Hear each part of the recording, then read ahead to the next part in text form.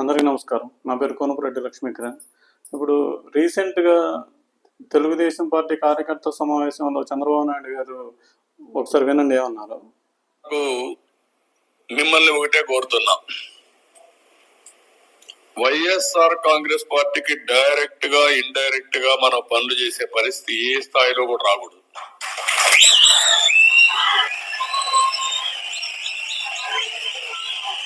Very clear on this.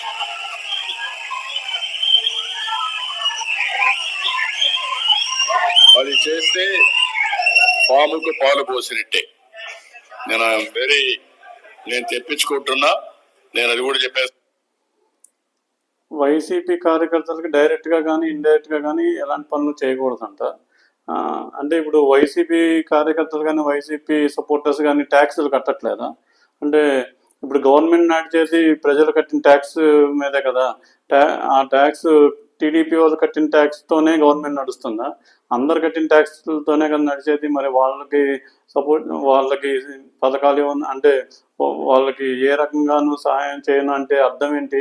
ఇప్పుడు కొంతమంది TDP supporters గారు చెప్తారు అది కార్యకర్తల సమావేశం కదా అన్నట్టు. అంటే ఈయన ముఖ్యమంత్రి హోదాలో ఉన్నారు, కార్యకర్తల సమావేశమైనా ఆయన చెప్పే ఇప్పుడు కింద లెవెల్ వాళ్ళకి అలా చెప్తున్నారంటే ఇంకా వాళ్ళ సపోర్టర్స్ కానీ వాళ్ళ సీఎం గారి కింద ఉన్న గవర్నమెంట్ ఎంప్లాయీస్ కానీ ఎలా చూస్తారు? వైసీపీ వాళ్ళని కొంచెం వెనక పెడతారు కదా.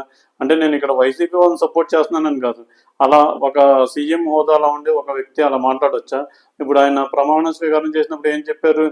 ఇది రాగద్వేషాలు కానీ పక్షపాతం కానీ లేకుండా అని ప్రమాణం చేశారు కదా. మరి ఇలా ఒక పక్షపాతంగా వ్యవహరించవచ్చా? ఇప్పుడు నేను చిన్నప్పుడు ఒక మాట అనేవాళ్ళు, ఇటు బాగా డబ్బున్న వాళ్ళు బాగానే బతుకుతారు, అస్సలు లేని వాళ్ళు ఏదో ఒక పథకాలతో సంక్షేమ పథకాలతోనో వాళ్ళు బాగానే ఉంటారు, ఎటు వచ్చి మిడిల్ క్లాస్ వాళ్ళకి ఏ రకమైన ఉపయోగం ఉండదు, వీళ్ళే నష్టపోతారు, ఎప్పుడు మిడిల్ క్లాస్ వాళ్ళు మిడిల్ క్లాస్గానే ఉంటారు అని నేను చిన్నప్పుడు వినేవాడిని. అది అలాగే జరుగుతుంది కదా. ఇప్పుడు రాజకీయ నాయకులు ఏం చేస్తున్నారు? సంక్షేమ పథకాలు ఇలాంటివన్నీ వైట్ కార్డు ఉండాలి, ఇలా కండిషన్స్ అన్ని పెట్టి వాళ్ళకి ఇస్తున్నారు. అంటే ఎవరికి ఇస్తే ఓట్లు పడతాయి, ఎవరికి ఇవ్వకపోయినా పర్వాలేదు ఓట్లు అల్లేస్తారు అని అంత క్యాలిక్యులేటెడ్గా, అంటే ఎలక్షన్స్లో మనకి ఎవరు ఓటేస్తారు ఎవరు ఓటేయరు అంత ఈ క్యాలిక్యులేషన్ మీద నడుస్తుంది కానీ అభివృద్ధి మీద ఎవరన్నా ధ్యాస పెడుతున్నారా? మరి ఇప్పటికీ అలాగే ఉంది కదా. మధ్యతరగతి వాళ్ళు మధ్యతరగతిగానే ఉంటున్నారు కదా.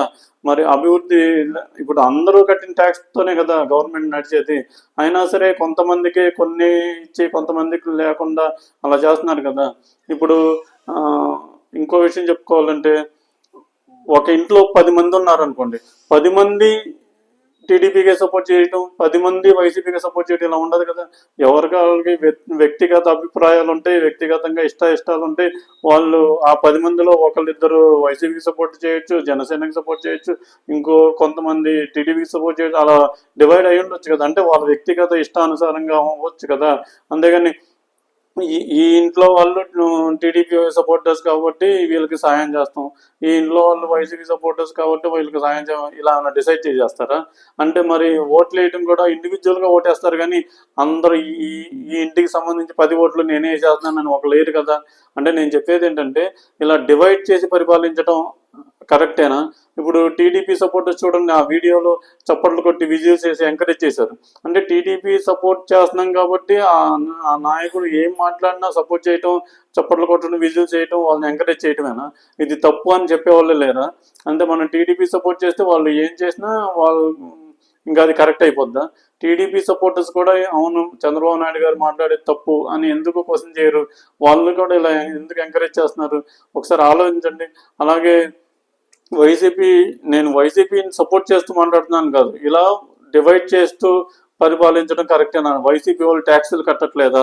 అందరూ కట్టిన ట్యాక్స్తోనే కదా గవర్నమెంట్ నడిచేది. ఇలా ఎందుకు ఆలోచించరు? ఇలా 4 సార్లు ముఖ్యమంత్రిగా చేస్తున్న ఒక వ్యక్తి ఇలా మాట్లాడడం కరెక్టేనా? ఒకసారి ఆలోచించండి. టీడీపీ సపోర్టర్స్ కూడా ఎలా సపోర్ట్ చేస్తారు? ఇది అలా విజిల్ చేసి చప్పట్లు కొట్టి ఎంకరేజ్ చేశారు అంటే ఆ వీడియోలో, అది కరెక్టేనా? ఒకసారి ఆలోచించండి అందరూ. అందరికీ నమస్కారం.